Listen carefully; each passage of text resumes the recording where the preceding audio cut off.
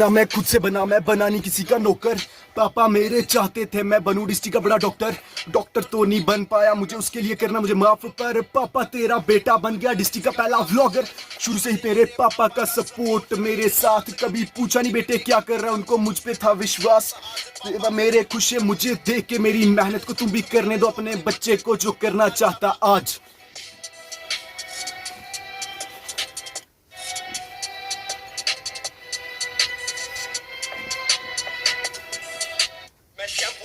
Add नहीं कराता, बाल बनाता, खुद से ही खाता, पापा के लिए मेडिसिन भी लाता, व्लॉग बनाता, मजा भी आता, प्यार कमाता, प्यार ही पाता, तेरी तरह 10 के पीछे नहीं जाता, 5 साल से एक कोई चाहता। बेटा कले क्या रहा है? आदत थी मैं रफ चलाता था, टफ चलाता था, खुद की ही खुद से मैं खुद की ही खुद बजाता। मौत का ना डर, जिंदगी से प्यार, मुझे अकल उस दिन आई जिस दिन माँ कर रही थी घर पे इंतजार। जम्मू का ऐसा कोई मोड़ नहीं जिसपे गिरा ना हो 100 बार, गिर के फिर से उठ गया पर मानी नहीं मैंने हार। उठता मुझे देख के ये देखे मुझे हेट से, खुद ये जैसे सीखे आए थे साले माँ के पेट से।